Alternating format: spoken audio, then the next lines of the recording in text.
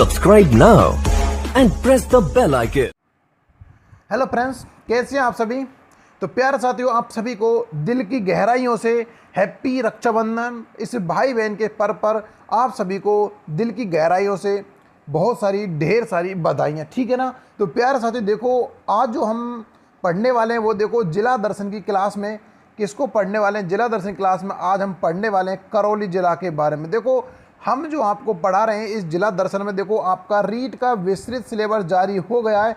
तो आपको जो ये जिला दर्शन जो वाली क्लास है रीट जो आपको मैं बता रहा हूँ, राजस्थान जी की बहुत ज़्यादा इम्पोर्टेंट साबित होने वाली, क्योंकि ये आपके रामबाण साबित होने वाले। आपको ऊपरी जो राजस्थान जी के उसका ज्ञान पहले होना बहुत ज़रूरी है। इसलिए L1 और L2 के लिए ध्यान रखना बहुत ही ज़्यादा इम्पोर्टेंट क्लास होने वाली है। तो प्यारे साथियों, ज़्यादा से ज़्यादा क्लास को शेयर कीजिएगा, ठीक है ना, क्योंकि इससे इम्पोर्टेंट जो आपको क्वेश्चन बनते हैं इतने इम्पोर्टेंट, मैं आपको इस चैनल के माध्यम से बहुत सारी जो इम्पोर्टेंट फैक्ट होते हैं वो मैं आपको बताना चाहता हूँ, ठीक है ना। तो प्यार साथ देखो, आपका रीट का जो सिलेबस जारी हुआ 2000 जो आपका 22 है, उसका रीट का जो आपका सिलेबस जारी हुआ मेंस का, उसके लिए देखो मैं आपको 1 घंटे या 1.5 घंटे बाद हमारा वीडियो आएगा। तो प्लीज़ साथियों उस वीडियो को देखना बिल्कुल मत भूलिएगा।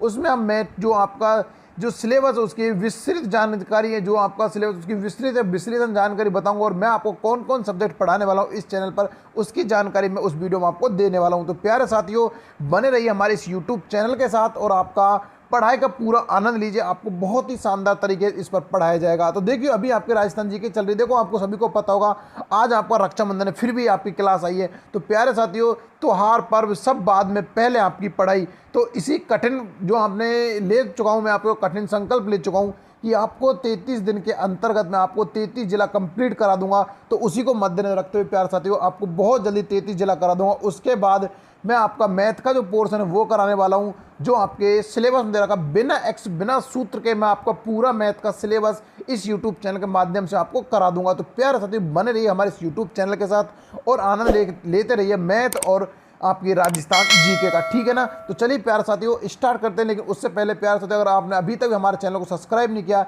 तो भाई एक बार चैनल सब्सक्राइब जरूर कर लीजिए, बेल आइकन दबाकर ऑल पर कर लीजिएगा, जिससे आपको हर एक वीडियो को नोटिफिकेशन साथ ही मिलता रहे, ठीक है ना। और वीडियो को स्किप नहीं करना, हो सके तो वीडियो को शेयर कर दीजिएगा। चलिए प्यारे साथियों, आज हम डांग की रानी के यानी कि जिसको करौली जिला कहा जाता है उसके बारे में बहुत ही विस्तृत जानकारी पढ़ने वाले हैं, ठीक है ना। चलिए तो देखो प्यारे साथियों, आज का जो हमारा टॉपिक है वो करौली जिला संबंधित हमारे क्वेश्चंस बनेंगे, बहुत इंपॉर्टेंट टॉपिक है।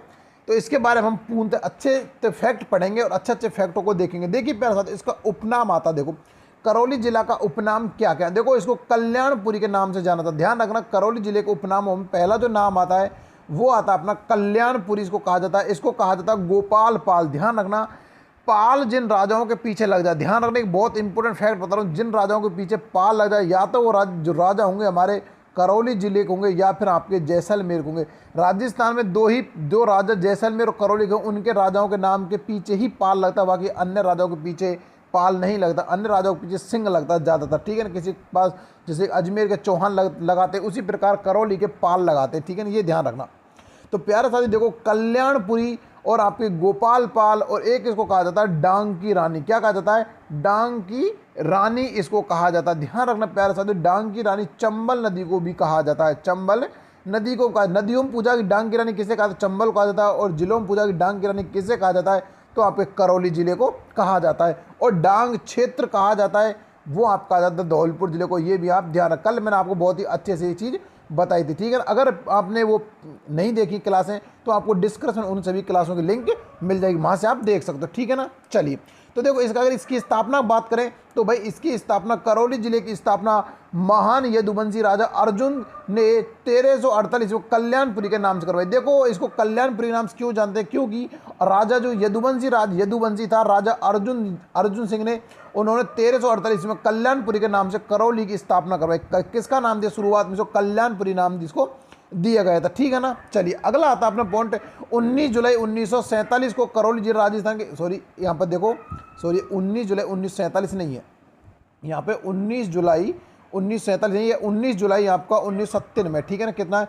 19 जुलाई आपका 1994 में। यहाँ पे 32वां जिला जन्म बना था आपका 19 जुलाई 1994 को आपका 32वां जिला बना था करौली, ठीक है ना। राजस्थान का 32वां जिला बना था आपका 1947, ये उल्टा हो गया आपका यहाँ पर 1994 में, ठीक है, इसको ध्यान रखना। 19 जुलाई 1994 को बना था आपका करौली जिला, आपको राजस्थान का 32वां जिला के रूप में घोषित किया गया था करौली। वैसे देखो आपको बताओ, जब राजस्थान का एकीकरण हुआ था उस समय 1 नवंबर 1956 को आपका राजस्थान का जो 26वां जिला घोषित किया गया था वो आपका अजमेर जिला था। कौन सा था? अजमेर जिला को 26वां जिला घोषित किया गया था 1 नवंबर 1956 को। और आपका जो 27वां जिला बना था वो धौलपुर बना था। कौन सा बना था? 1981 में आपका धौलपुर बना था। उसके बाद आपका 28, आपका 29 और आपका 30, एक दिन आपके 3 जिले बने थे। आपका दौसा बना था, राजसमंद बना था और आपका 12 बना था। और 31 जिले, 31वां जो जिला था आपका 31वां और 32वां और 33वां, तो आपके 31वां जिला था वो आपका हनुमानगढ़ था। कौन सा था? आपका हनुमानगढ़ था। और 32वां जिला था आपका वो करौली था और 33वां आपका था प्रतापगढ़ था, ठीक है ना। तो 32वें जिले के रूप में उभर कर सामने आया था। वो जिला कौन सा था? वो आपका करौली जिला था। कौन सा था? करौली जिला। ध्यान रखना पैसा, इसको लिखने में थोड़ी मिस्टेक होगी, इसको हम ध्यान रखिएगा।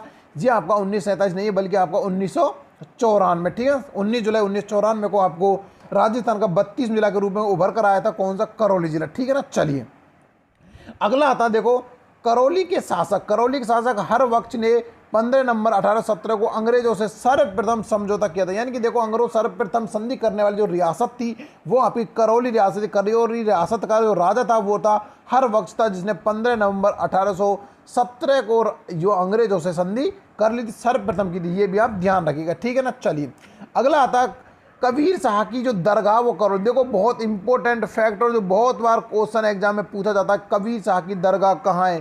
ध्यान रखना, कबीर शाह की जो आपकी दरगाह है वो आपके कहाँ है? कबीर शाह की दरगाह आप कहाँ? करौली में। कहाँ है? करौली में। ये भी आप ध्यान रखना, बहुत इंपॉर्टेंट क्वेश्चन है, वेरी वेरी इंपॉर्टेंट क्वेश्चन है। कबीर शाह की दरगाह कहाँ है? करौली जिले में, ठीक है ना। चलिए अगला क्वेश्चन आता है कि राजस्थान का सबसे बड़ा मिट्टी से निर्मित पांचना बांध करौली जिले में स्थित। ध्यान रखना, राजस्थान का सबसे बड़ा, देखो राजस्थान का सबसे बड़ा बांध कौन सा है? मिट्टी से निर्मित राजस्थान का सबसे बड़ा बांध कौन सा है? आपका पांचना बांध, जो किसमें? करौली में स्थित। ध्यान रखना, इसमें 5 नदियां आकर गिरती है। कितने नदियां? 5 नदियां इसमें आकर गिरती हैं। ये भी आप ध्यान रखना, 5 नदियां आकर गिरती है। मिट्टी का सबसे बड़ा बांध करौली जिले में, जिसका नाम है पांचना बांध, ठीक है ना। चलिए अगला क्वेश्चन आता है हमारा, करौली जिले में केला देवी अभ्यारण्य स्थित। ध्यान रखना, करौली जिले में केला देवी अभ्यारण्य स्थित है, जो राजस्थान में दौकड़ा वृक्षों के लिए प्रसिद्ध। ध्यान रखना, राजस्थान में देखो दौकड़ा के जो वृक्ष पाए जाते हैं, वो आपके कहाँ पाए जाते हैं? वो आपके करौली जिले में पाए जाते हैं। लेकिन क्वेश्चन इंपॉर्टेंट आपका आता है कि सागवान के वृक्ष कहाँ पाए जाते हैं? वेरी वेरी इंपॉर्टेंट क्वेश्चन, कि राजस्थान में सागवान के वृक्ष कहाँ पाए जाते हैं? तो आपका आंसर होना चाहिए बांसवाड़ा। क्या होना चाहिए? आपका आंसर बांसवाड़ा होना चाहिए। अगर आपका ऑप्शन में ऐसा नहीं पूछा है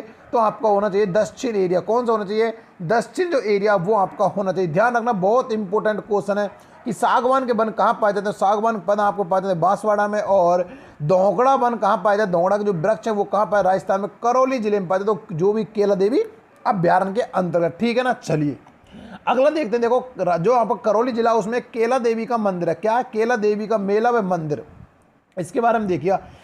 करौली जिले में काली सिंध नदी के किनारे केला देवी का भव्य मंदिर। देखो जो काली सील नदी, देखो काली सिंध यानी जो काली सिंध नदी, जो काली सिंध नहीं दोस्तों, काली सील नदी, ठीक है, ध्यान रखना, काली सील। इस नदी के जो किनारे बना हुआ है राजस्थान में, जो बना हुआ केला देवी का भव्य मंदिर बना हुआ है।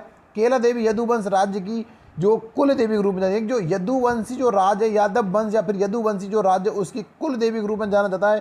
किसको? केला देवी को, ठीक है ना। और केला देवी काली सी नदी किनारे इसका भव्य मंदिर बना हुआ, ठीक है ना। अगला आता है केला देवी के मंदिर के सामने लांगुरिया नामक व्यक्ति का मंदिर है। देखो जो आपका केला देवी का मंदिर है, इसके सामने लांगुरिया नामक व्यक्ति का भी मंदिर है, जो माता का परम भक्त था। देखो जो केला देवी माता का जो परम भक्त था, इसलिए पूजा से पहले इसके नाम का बाला लांगुरिया गीत गाया जाता है। देखो आपको पता होगा, आपने सुना होगा कि राजस्थान में लांगुरिया नृत्य कहाँ किया जाता है? आप बताते हो करौली जिले में किया जाता है। और लांगुरिया नृत्य कहाँ का प्रसिद्ध है? वो भी आपको करौली, ध्यान रखना, करौली जिले का लांगुरिया गीत और लांगुरिया नृत्य कहाँ का प्रसिद्ध है?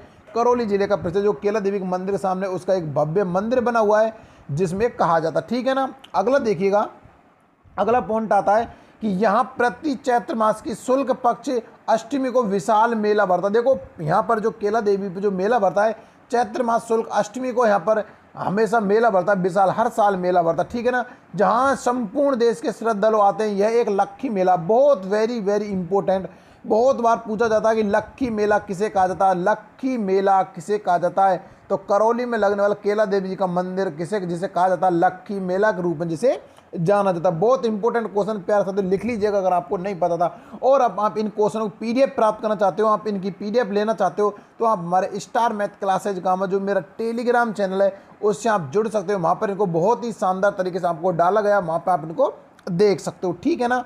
चलिए अगला आता है श्री महावीर जी जैन मंदिर, महावीर जी का नामक स्थान पर है। देखो महावीर जी का जो जैन मंदिर, श्री महावीर जैन मंदिर, या महावीर जी करौली में एक स्थान उस पर स्थित है, जहाँ यह मंदिर गंभीरी नदी के तट पर स्थित है। देखो जो करौली जिले में महावीर जी का मंदिर है, यह गंभीरी नदी के तट पर स्थित है। श्री महावीर जी जैन मंदिर कहाँ पर है, महावीर जी नामक स्थान पर स्थित है, ठीक है ना। चलिए अगला आता है करौली जिले में पशुपालन विभाग द्वारा शिवरात्रि पर विशेष पशु मेला आयोजित किया जाता है। ध्यान रखना, बहुत इंपॉर्टेंट क्वेश्चन है।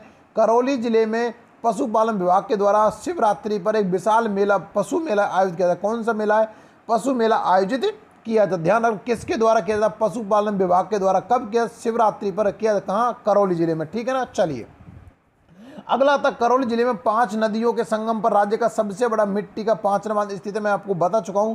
और अगला आता है करौली में मदन मोहन जी का मंदिर। देखो सबसे इंपॉर्टेंट क्वेश्चन है कि मदन मोहन जी का मंदिर कहाँ है, तो आप कहोगे करौली डिस्ट्रिक्ट में मदन मोहन जी का मंदिर स्थित। लेकिन ध्यान रखना प्यारे साथियों, चंद्र मदन मोहन जी का मंदिर कहाँ, बहुत इंपॉर्टेंट क्वेश्चन, चंद्र मदन मोहन जी का मंदिर कहाँ है, तो ये आपको मैं बता दूं, ये आपके कहाँ पर है, आपके भरतपुर में स्थित है। भरतपुर में भी आपकी जो कामा तहसील है उसमें ये मंदिर स्थित। ध्यान रखना, बहुत इंपॉर्टेंट, चंद्र मदन मोहन जी का मंदिर कहाँ है, तो भाई ये आपका कामा भरतपुर में। लेकिन पूछा जाए कि मदन मोहन जी का मंदिर कहाँ है, तो ये आपका करौली डिस्ट्रिक्ट में, ठीक है ना। ये भी यहाँ पे ध्यान रखिए क्योंकि ये बहुत इंपॉर्टेंट क्वेश्चन बन जाते हैं, सिमिलर क्वेश्चन होते हैं, आपको बड़े कंफ्यूज कर देते हैं। चलिए अगला आता है करौली में तिमनगढ़ यानी कि त्रिभुवन पर स्थित है। देखो करौली में तिमनगढ़ के अलावा वो त्रिभुवन में जो पहाड़ी उस पर स्थित, जिस पर 1196 इसमें गौरी ने आक्रमण की, जो मोहम्मद गौरी था उसने 1196 पर आक्रमण किया तिमनगढ़ का किले पर। ध्यान रखना, करौली जिले को ग्वालियर दुर्ग की कुंजी कहा जाता। ध्यान रखना,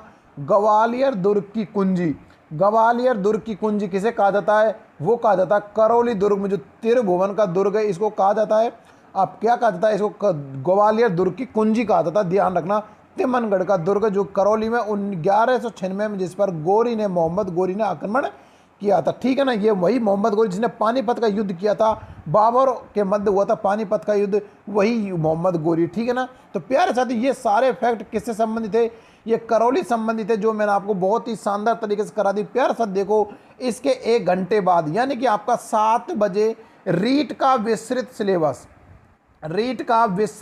जो आपका जारी हो चुका है, उससे संबंधित आपकी संपूर्ण वीडियो आने वाली है, जो आपकी लगभग 20 से 22 मिनट की होगी और आपको बहुत ही शानदार तरीके से समझाया जाएगा कि आपको कैसे कैसे तैयारी करनी होगी, क्या करना होगा, और मैं आपको कौन कौन सा टॉपिक पढ़ाने वाला हूँ, बिना एक्स और बिना सूत्र के जो मैथ पढ़ाऊंगा वो भी मैं आपको बताने जा रहा हूँ, ठीक है ना।